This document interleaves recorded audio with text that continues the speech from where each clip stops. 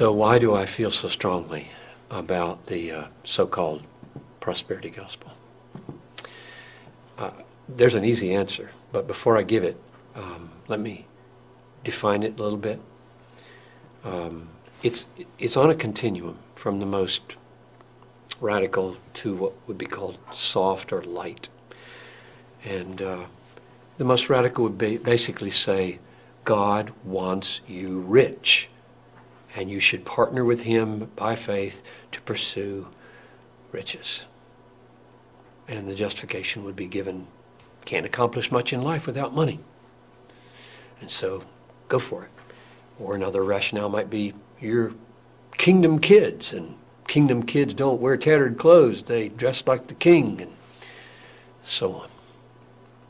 The light would be simply being more cautious not to say those gross things about wealth, but to minimize sin and minimize pain and only talk about how well things will go for you if you follow Christ. So why do I abominate this so-called gospel? I think it is another gospel.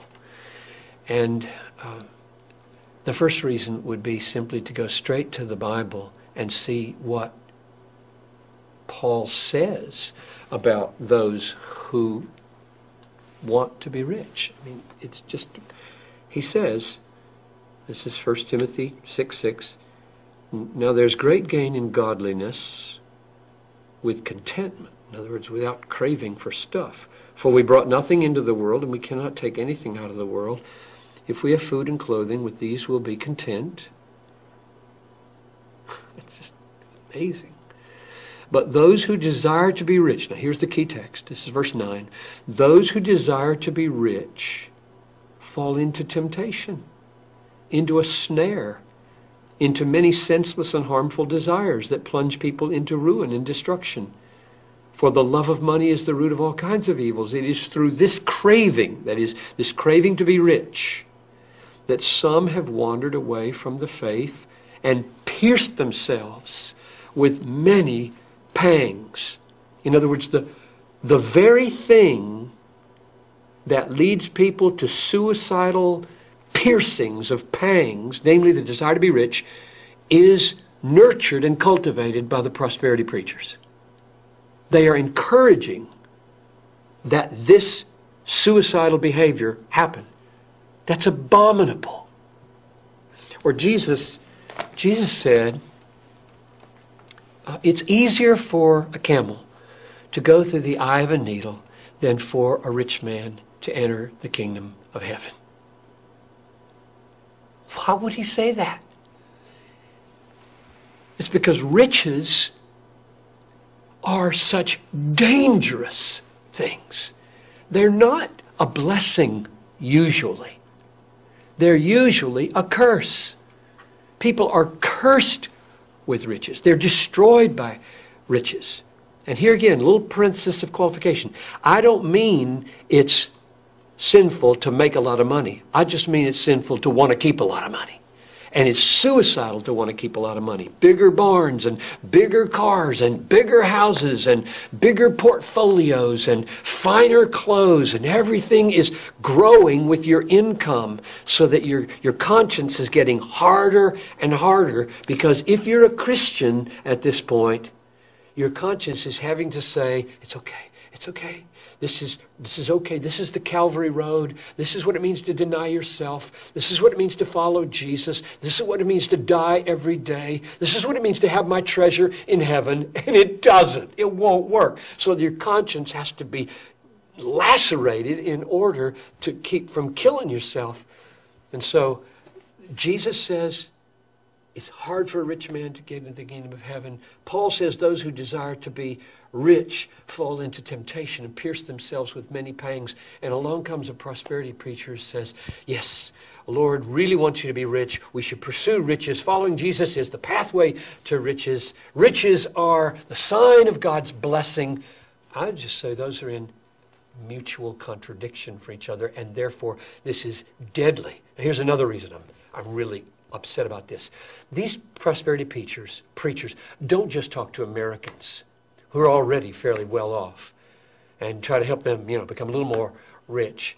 They get on their jets, their personal jets, and they fly to Africa or the Philippines.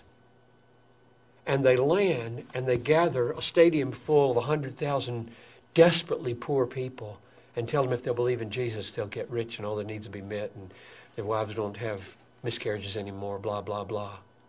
Then they get in their jet with their pockets full and go home. That's wicked. Because the Bible is so filled with teachings that in this life, this is a momentary affliction here. This light momentary affliction is working for us an eternal weight of glory beyond all comparison. What's Paul referring to there? He's referring to a lifetime. Light and momentary corresponds to the weight of eternal glory in heaven. He means when you come to Christ, you come and die, and you can count on it. Through many tribulations, we must enter the kingdom of heaven. Normal Christianity is pain. Sorrowful, yet always rejoicing, is the pattern. Prosperity preachers do not prepare new converts in third world countries to endure the realities of what it will cost them to be a Christian. Here's another reason. There are 1,568 or so, as we talk, people groups in the world out of 13,000 that don't even have missionaries engaging them, and therefore everybody in them is without hope. Most of those 1,500 people groups are in very dangerous places, meaning if you go there, your kids might either get disease and die, or your wife might be captured and raped, or your family might be butchered and killed. Who's going to go? We have to go. Jesus said, make disciples of every people group, not just the easy ones, not just the comfortable ones. Who's going to go? The product of prosperity preachers? I don't think so. The people that are going to go are the people that have been taught that to follow Christ is to suffer, and it's brief. It's only 80 years. And then comes heaven. I just read this morning with Noel and Talitha, first paragraphs of Revelation 21.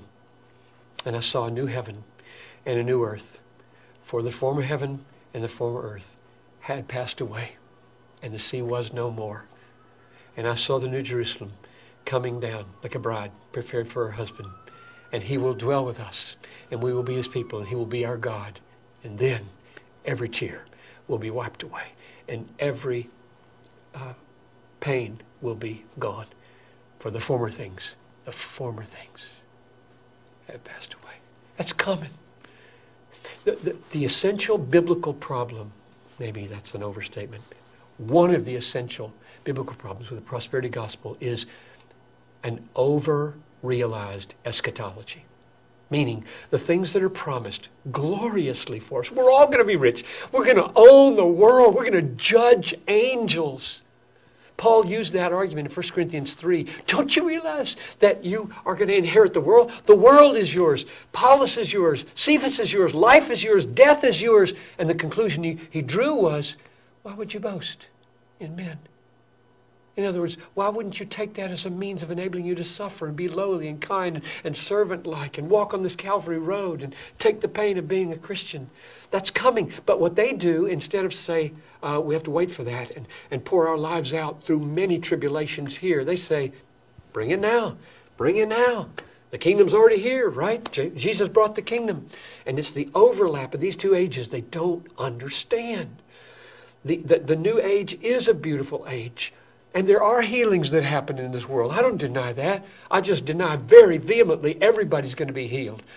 You let these prosperity preachers with their healing talk and their word of faith talk go to the 4th floor of Augustana Home, or go to the emergency rooms or to the intensive care rooms of hospitals. Go there and preach your gospel. No, they don't. They wear their nice clothes, stand up with the lights, money strewn all over the thing, with people out here who desperately want somebody to tell them how to get rich, and there they make a lot of money that way. They don't go to the places where it's impossible to deal with reality unless you've got a theology of suffering.